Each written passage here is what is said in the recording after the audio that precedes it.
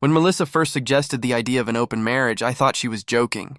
We were sitting at the kitchen table after dinner, sipping wine like we had so many nights before, when she leaned back in her chair and said casually, "You know, a lot of couples these days are exploring different arrangements. Maybe we should think about it." I laughed at first. Melissa had a dry sense of humor, and I thought it was one of her odd jokes. But when I saw the way she looked at me, serious, a little too careful, I realized she wasn't kidding. "Why would we do that?" I asked, my voice sharper than I intended. "We've been married 12 years. We're not one of those couples," she shrugged, trying to keep her tone light. "I just think, maybe it could be fun?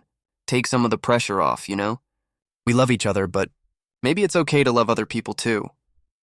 I stared at her, feeling like the ground had shifted under my feet. Melissa and I had built a life together.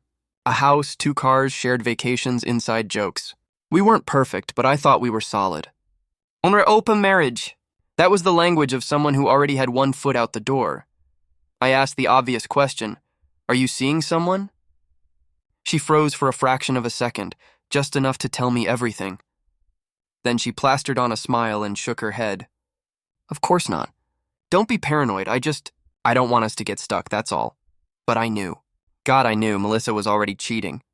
The open marriage suggestion was just her way of rewriting the rules after she had already broken them. If I said yes, she could continue her affair without guilt. If I said no, she could make me out to be the unreasonable one. Either way, she got cover. That night, lying in bed next to her, I made a decision. I wasn't going to shout.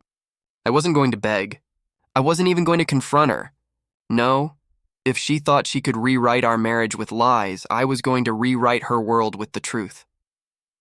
Over the next few months, I played the role of the oblivious husband. I smiled, I kissed her goodbye, I pretended to buy every excuse. But behind the scenes, I was watching. I checked phone records, tracked credit card charges, and quietly installed a small GPS tracker in her car. Within a week, the picture was clear. Dinners at hotels she never told me about, mysterious charges at restaurants across town, nights where her girls' night stretched until morning, and then there was him. His name was Eric, one of her co-workers. I recognized his name from the times she had mentioned him casually, always with a laugh, like he was nothing more than a funny guy from the office. But the texts I recovered told a different story. Explicit, intimate, full of promises. She told him she was working on getting her husband on board with an open marriage so that they could stop sneaking around. Reading that felt like being stabbed with a dull knife. I gathered everything, screenshots, receipts, GPS logs. Every lie she told me I pinned down with proof. I didn't confront her, not yet. Patience was my weapon. 6 months later, Melissa decided to push harder. One evening, she sat me down again, her voice syrupy sweet. "I've been thinking a lot about what I said before. About opening things up. I really think it could be good for us. I even read this book about it." She slid a paperback across the table as though she was offering me a gift. I smiled and picked up the book. "If it makes you happy," I said. "Maybe we can talk about it." Her eyes lit up. She thought she had me. That night, she kissed me with more enthusiasm than she had in months, as if rewarding me for being open-minded. I kissed her back, hiding the disgust that bubbled in my throat. Over the next few weeks, I let her believe I was warming up to the idea. She became bolder, less careful. She spent more nights out, came home with excuses so flimsy they were practically confessions. And I just nodded along, patient as ever, because I had a plan. Our anniversary was coming up. Melissa wanted a big party at our house, a chance to show off to family and friends how strong and modern our marriage was. She planned the whole thing herself, gushing about how wonderful it would be to have everyone under one roof. I let her plan. I encouraged it. On the night of the party, the house was packed. Friends, family, co-workers, all of them laughing, drinking, celebrating. Melissa was radiant, glowing with the confidence of a woman who thought she had it all under control. She clinked glasses, posed for photos, and even made a little toast about how partnership is about trust and growth. That was my cue. When she finished her toast, I stood up. "I'd like to say a few words too," I said, raising my glass. The room quieted. Melissa smiled at me, expecting a sweet speech about love. Instead, I pulled out the remote to the projector we had set up for photos. The slideshow flickered to life on the wall. At first, it was our wedding pictures, our vacations, our kids when they were younger. Melissa beamed, soaking in the admiration. Then the images changed. Screenshots of her text messages with Eric, hotel receipts, GPS logs showing her car parked outside his apartment overnight. And finally, photos. Melissa and Eric together, arms around each other, kissing in places she had told me she was working late.